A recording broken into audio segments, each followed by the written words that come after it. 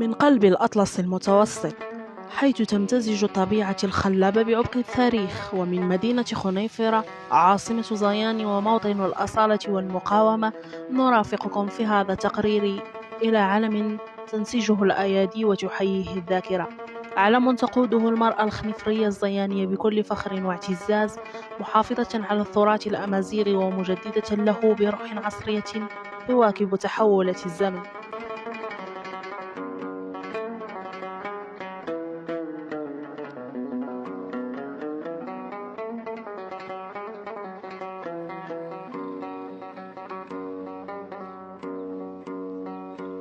السلام عليكم ورحمة الله وبركاته.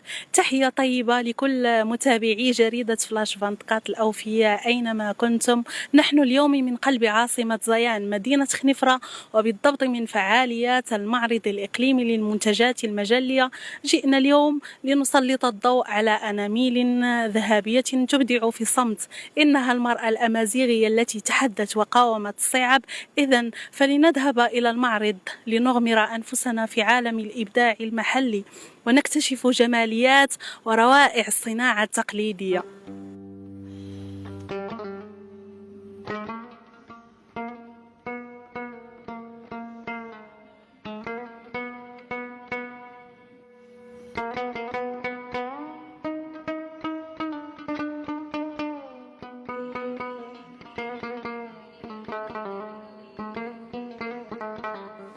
في أروقة المعرض الإقليمي للصناعة التقليدية بخنيفرة تتجلى ملامح الإبداع في أدق تفاصيل المنتوجات المعروضة. زرابي تقليدية تحمل رموزا ضاربة في عمق التاريخ، وألبسة تمزج بين الأصالة والحداثة، أي من الزربية التقليدية إلى جاكيط وسراويل عصرية، في تجربة فنية تعكس هوية المنطقة وتفتح آفاقا جديدة نحو التجديد.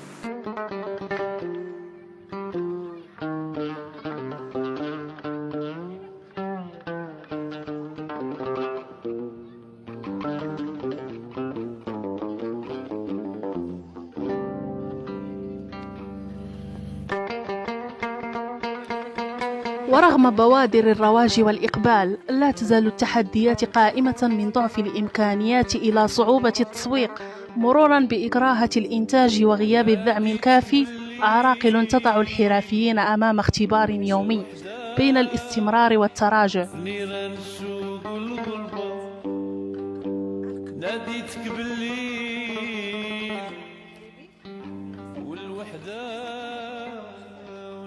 وعدستنا اقتربت من الصانعة التقليدية ورئيس التعاونية أقشمير السيدة خديجة أعفي، التي اختارت أن تحول شغفها إلى مشروع وأن تجعل من الحرفة رسالة تؤكد من خلالها على أن العمل لم يعد يقتصر على الإنتاج فقط، بل أصبح رهينا بآليات جديدة وعصرية لولوج الأسواق وتوسيع دائرة الانتشار، أي آليات تواكب مستجدات العصر وتواكب تحولات الزمن.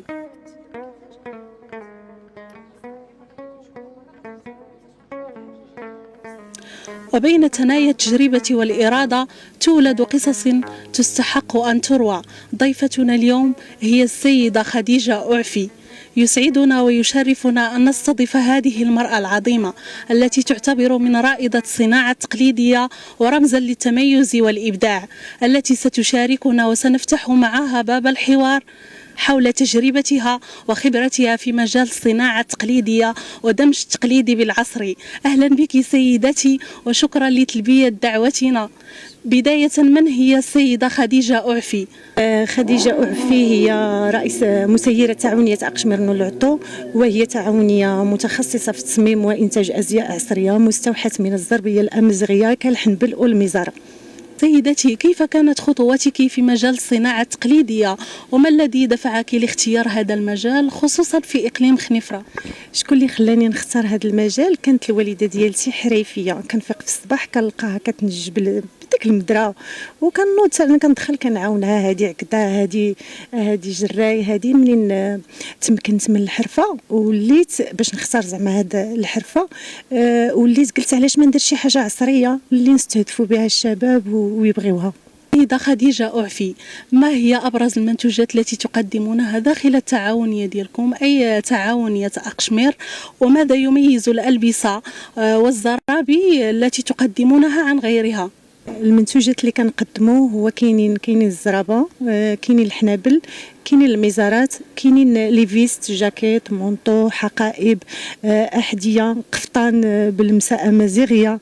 وشنو هو اللي كيميزنا؟ هو مصنوعين بايدي الحرفيات وبمواد طبيعيه اللي من اهمها الصوف المحلي والاصباغ الطبيعيه اللي كنستخرجوها من النباتات بحال قشور الرمان، ورق الزيتون وبالنعمام. هل تعتمدون على تقنية تقليدية موروثة أم هناك تطوير في طرق الإنتاج؟ لأننا نلاحظ اليوم تطويرا مثلا دمج تقليدي بالعصري. هو في الحقيقه شحال هذه كانوا كينجوا غير فوق المناول ديال الخشب، الزربيه، الحنبل، ولا هاد الثوب اللي كنصايبوا به حنايا لي جاكيط.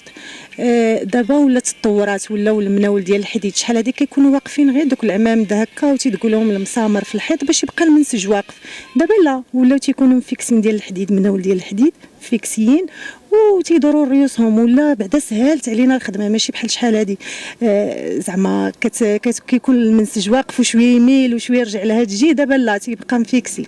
جاءتك فكرة إدخال اللمسة العصرية على الألبسة التقليدية، وهل هناك إقبال الشباب على هذه المنتوجات؟ من طبيعة الحال كاين إقبال من الشباب اللي مهتمين بالثقافة المغربية الأمازيغية، وكذلك الأجانب اللي مهتمين بالثقافة، ولا مثلا الفنانة اللي كيمثلونا في أرض الوطن وخارج أرض الوطن، وكاع الناس كاع الناس اللي كيهتموا بالثقافة كياخذوهم، ولا ثقافة كاع زعما.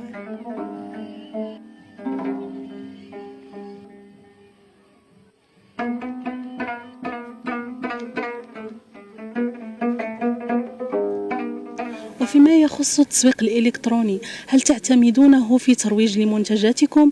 وما هي المنصات التي تستعملونها؟ وهل حققت لكم هذه المنصات نتائج ملموسة؟ بالنسبة للاعتماد على التسويق الإلكتروني هو مهم جدا، لأنه هو الرقمنة هي اللي ولات دابا وكنعتمدوا عليه بزاف، حينتاش هو فاش كنبيع وكنشري. والمنصات اللي كنعتمدوا عليهم هو كاينه يوتيوب، فيسبوك، الانستغرام، تيك توك، والاسم باش داخلين هو كوبيراتيف أقشمير نولعطو. هل تتوصلون بطلبات على المنتوجات ديالكم؟ وكيف توافقون بين جودة المنتوج وكثرة الطلب؟ هو الطلب كاين داخل المغرب وخارج المغرب، كاين اقبال على المنتوجات لان هي شي حاجه جديده وكاينين فيهم ستيل بزاف، كاين لي فيست، كاين حقائب يعني كيشوفها الانسان كيبغيها.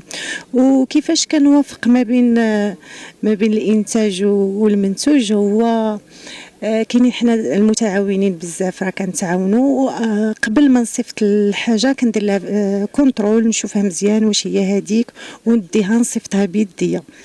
بغيناك تكلمي لينا شويه على المشاكل اللي كتواجهكي في مجال قطاع الصناعه التقليديه. التحديات اللي كاينين حنا بعدا هي الاولى، التحدي الاول بدينا من الصفر، راه كنا بدينا بالمناول ديال الخشب وكيكون عندك منوال واحد وكتسناي حتى تحيد هذيك الطبيه ولا هذيك الزربيه عاد باش غادي تلوحي وحده اخرى.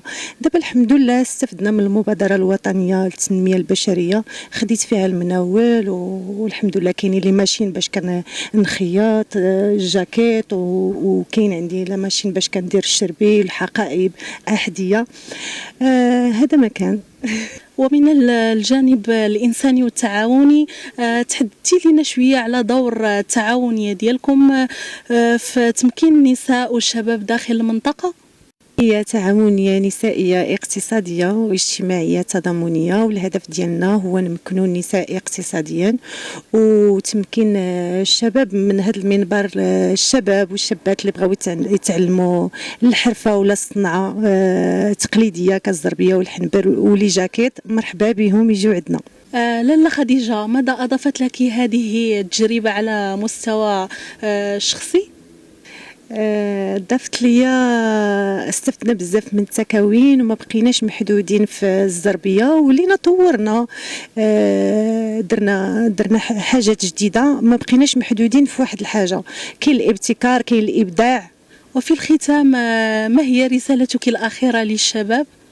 رسالتي الأخيرة للشباب هو قراو مزيان وما تفرطوش تعلموا شي حرفة، لأن في الآخر كتنفع.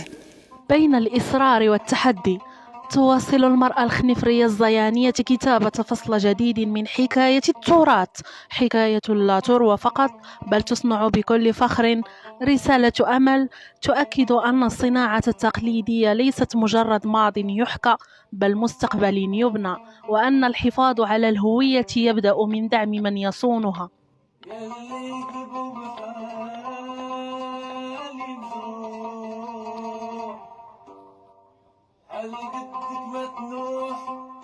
وفي الختام كانت معكم فاطمة الزهراء أمكشتو من جريدة فلاش 24، ومن تصوير ومونتاج محمد المالكي، حيث ننقل لكم الخبر بصدق ونرسم واقع مدينة خنفرة بألوان الأمل، حيث تحكى القصص بخيوط الأصالة.